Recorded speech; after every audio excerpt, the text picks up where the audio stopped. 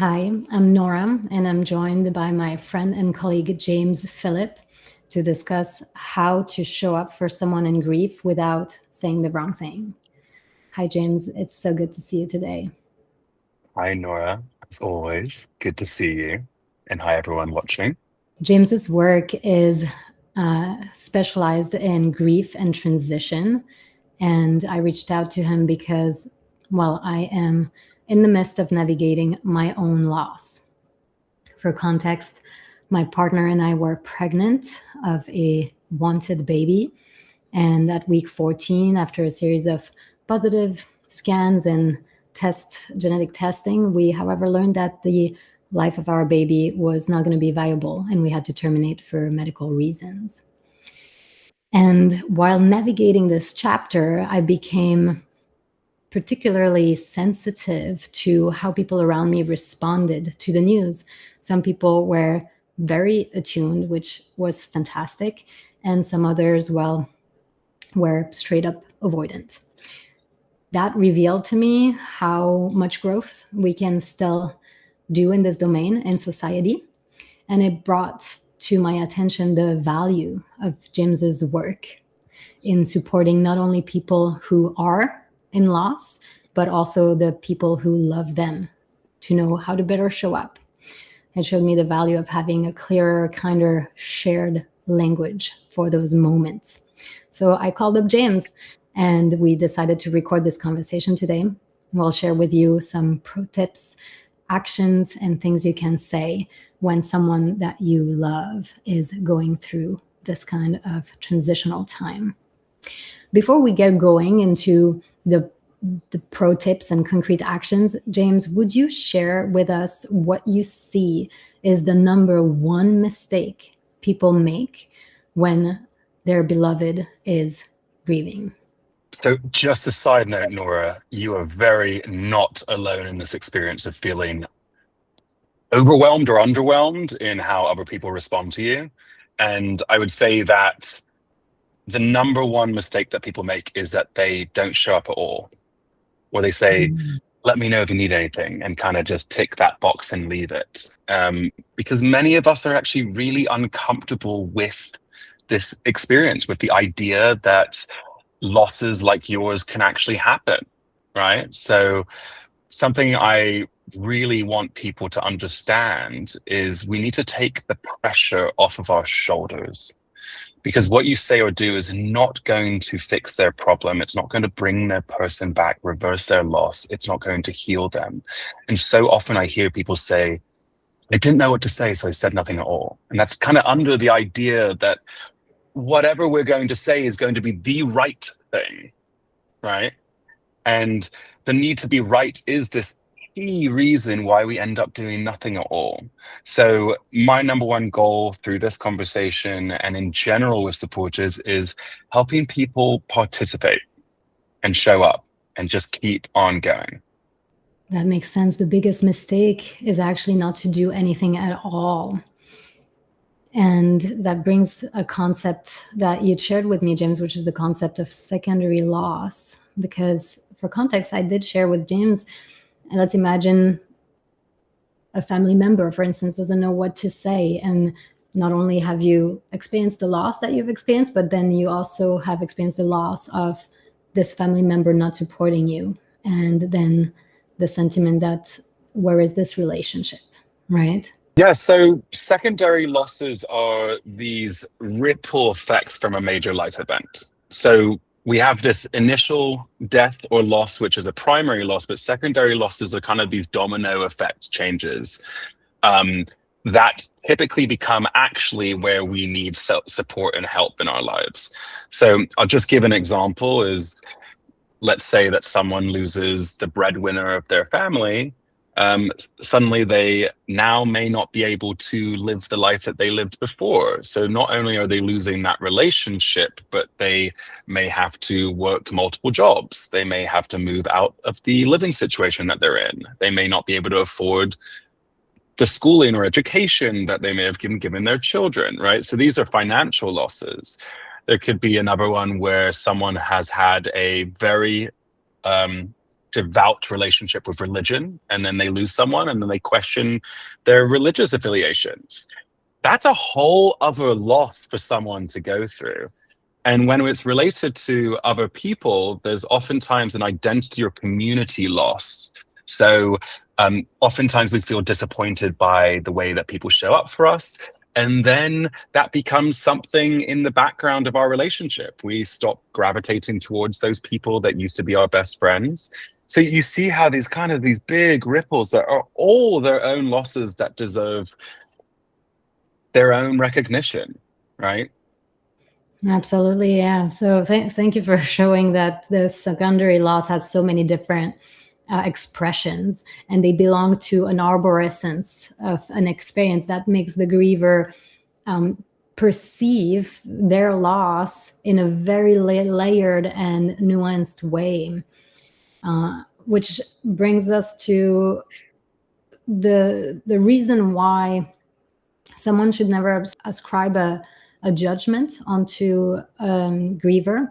And you shared with me a very strong definition of grief, and I would love if you could go into that. Yeah. Right now. So very often I actually start here with what the definition of grief is when I'm working with supporters. Because oftentimes we equate grief to sadness and death of a loved one. But really, grief is actually a set of experiences that involves the perceived loss, emphasis on the word perceived, that someone has around a person, a situation, an event, a happening that changes the way that they physically, emotionally, spiritually react and respond to the world around them. So grief is a natural response to any change or loss in life. And again, I'll revisit that word perceived. It is not for us to judge as to, oh, maybe I lost a pet and that experience made sense to me. And then I approach someone else that may have lost their pet, and to them, it might feel like they've lost a child, and approach them with an understanding of, oh, pet loss equals the way that I experienced it, right? So I know that you mentioned a lot about being prescribed sort of an experience in the way that people responded to you. And something that we really want to do as supporters is to listen much more than give unwarranted advice, project our opinions and our experience on what's happening. And we want to create an environment that's open for all the different types of interpretations, because as we've mentioned, with religious ideology, with coping mechanisms, with relationship to what was lost, all of these completely depend on the individual. Yeah, and I can see again this complexity of secondary loss. When you shared about the pet, I suddenly realized how someone might lose also their walking outside routine and all of the well-being that came with that, and then how that can have downstream effects. And so really this big tree, this big complex system that comes around one domino effect, potentially for some people, and as you said, for some others, no, much less. So that makes me want to share some of the experience that I've had with people ascribing meaning or a label of how bad my experience was. I'll give you an example. So I've had a lot of logistics to coordinate around this, and whether I was talking to someone helping me schedule the procedure, or friends or family, etc., every different person would tell me how terrible my loss was and how they were. I'll give you the best one. So someone who was helping me scheduling the procedure said, "Oh, I know next time you will be pregnant, you're going to be an anxiety wreck." And I was like, oh, thanks a lot. I hope not. I don't think so. But it's interesting that you would say that. And so that makes me think that, okay, maybe this person is projecting something onto me.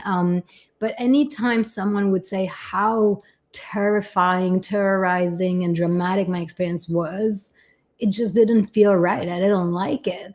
So what is it that people can say instead or do? Well, so one reality check here is if we are prescribing those words onto someone else's experience, it can limit the amount of space for you to actually experience something different, right?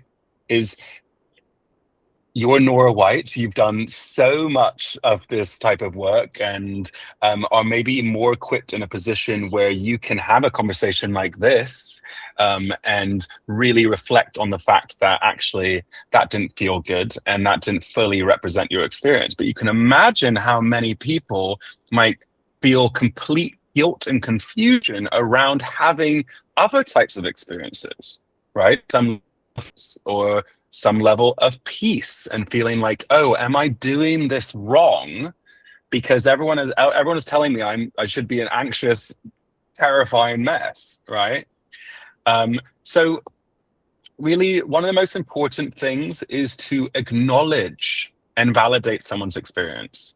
So acknowledging means bringing it into the space. So if you have heard about this experience, or if it's to kind of welcome the elephant into the room and not leave it up to you always to bring this up, because especially in the acute stage of grief, oftentimes it's on your mind all the time in a way, right?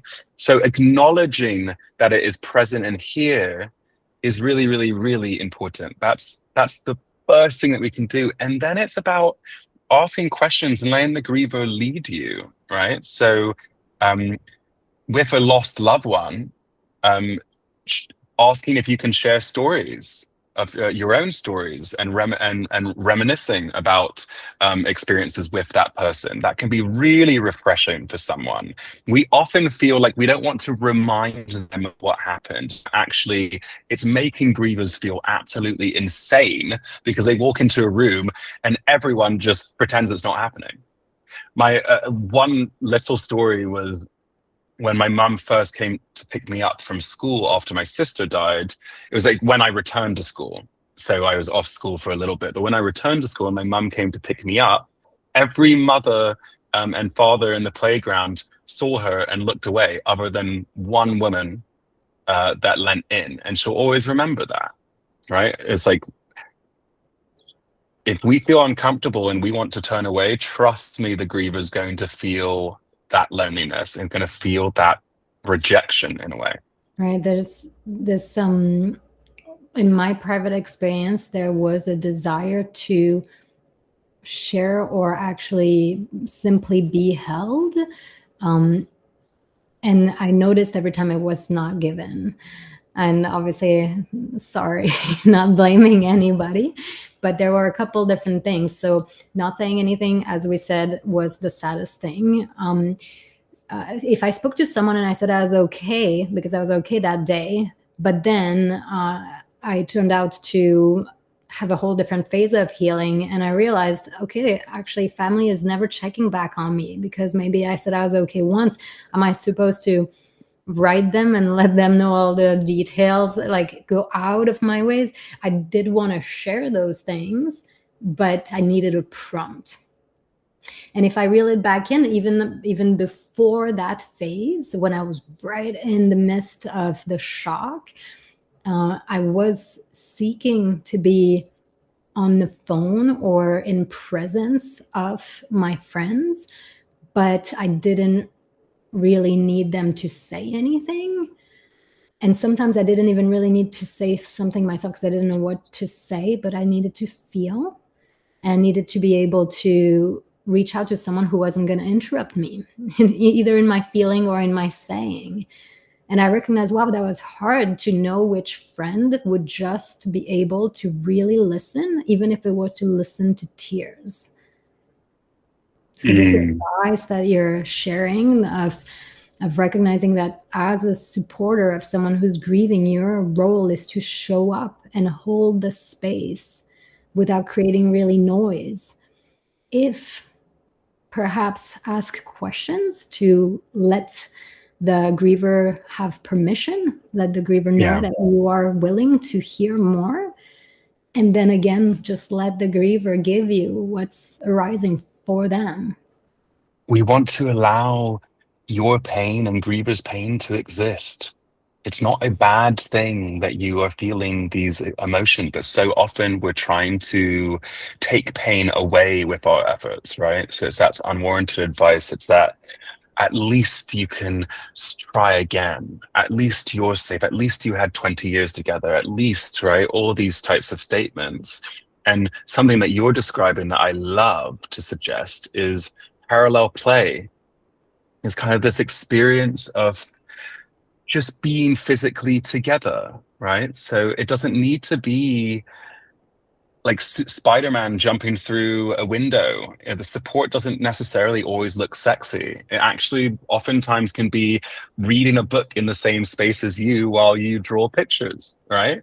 So you're talking about that physical presence is so important, and being connected with people is one of the most beautiful things that we can do. And it doesn't need to be super, super flowery all the time, right?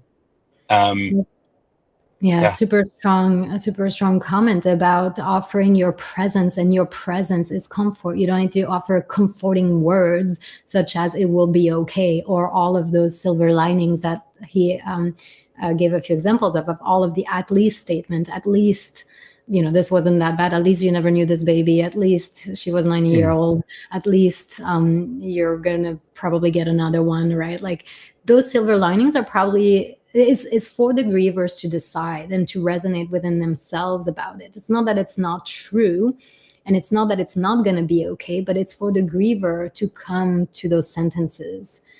So what really helps is being present around, or being present with concrete actions. Can you give us some example, James, of what support can actually look like that is tangible and concrete? Yes. So I always suggest that your offerings of support are tangible, concrete, and specific. Many of the people listening to this, and yourself and myself, can resonate with, can come up with a time where we said, "Let me know if you need anything." And it feels a little bit just default. And we probably don't really expect them to reach out.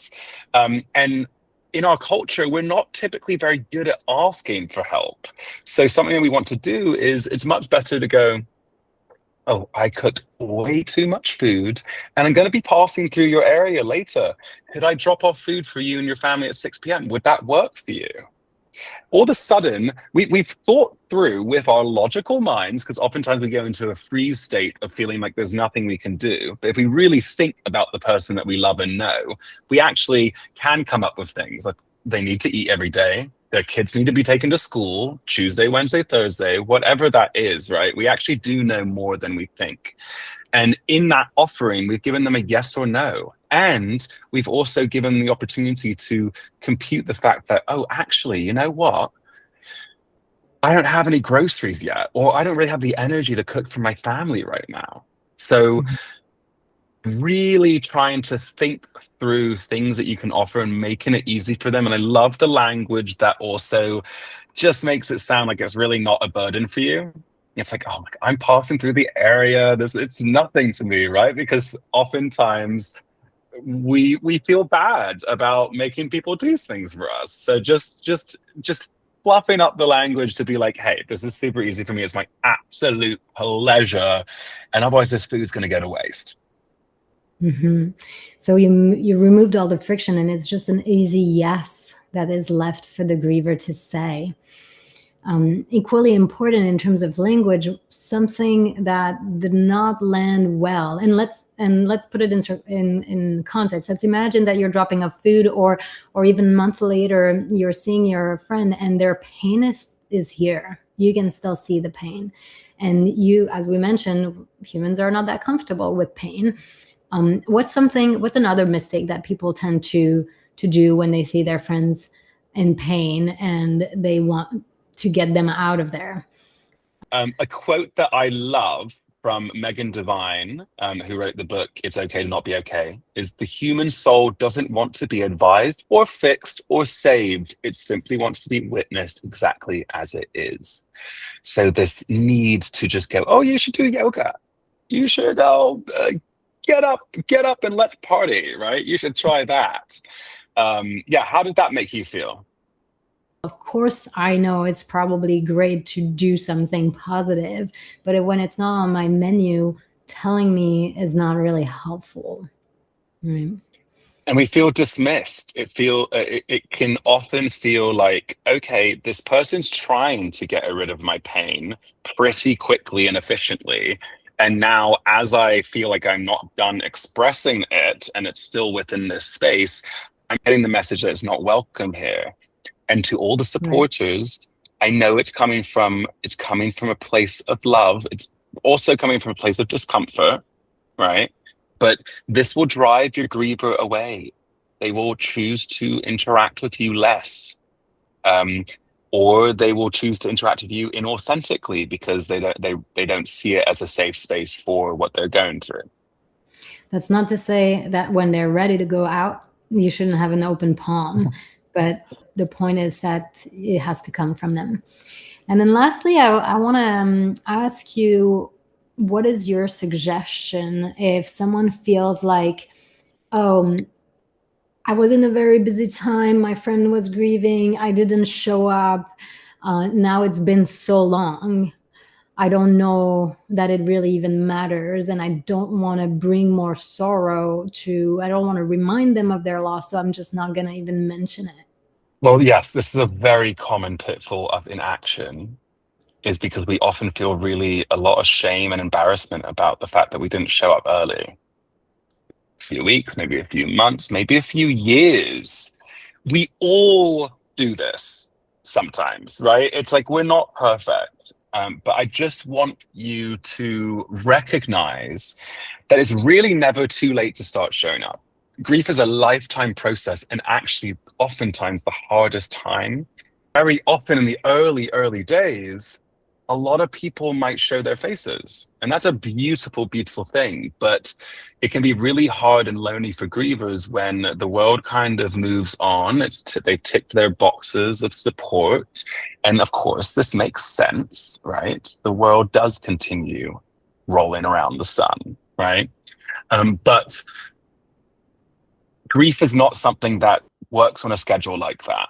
So I would highly suggest reach out, express the fact that you recognize you haven't been there and that you want to change that, right? We can't guarantee what the griever's response will be, but oftentimes what we're projecting as this kind of rejection or they're going to be really mad at us, oftentimes that isn't the case. So I highly suggest, even if it's been a long time, make it happen. Lean in, and this can be a really beautiful opportunity for deeper connection and to show your friend how much you love them. Beautiful, James. So this lesson is very close to the primary lesson of this conversation. How to show up when someone is grieving is by showing up, doing something. And if you had to list back the do's and don'ts, just as a recap for the listeners. Yeah, so by the way, we have a beautiful one-sheeter guide that we will give you access to so you can download something to keep on your desk. But essentially, a little recap of what we've spoken about. Understand that grief is about a perceived loss. It is completely unique to everyone. There's no right or wrong or single way to go through this experience. Also, understand that what you say or do is not going to fix their problem or bring their person back or reverse their loss. So there is no totally right way to show up. So allow that to release some of this pressure that you put on yourself. And then we'd want to support people rather than comfort. So comfort is this kind of take the pain away. Support is how can I actually bear some of the weight for you while you're feeling vulnerable and weak. We want to acknowledge and validate people's experience rather than avoid and ignore. We want to allow people's pain to exist rather than search for that silver lining. There's at least statements. We want to listen. This is a big one. I'll say it 5 times. Listen, listen, listen, rather than give unwarranted advice.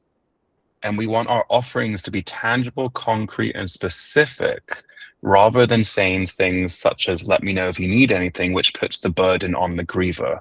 And don't forget, it is never, ever too late to start showing up. Whenever you show up, you can never go wrong with, I am sorry for your loss. Don't need to add any adjective after that of how bad it is or how comparatively okay it is. Just say, I'm sorry for your loss. Thank you so much, James, for coming and having this conversation with me today. Thanks for having me, Nora. Always a pleasure.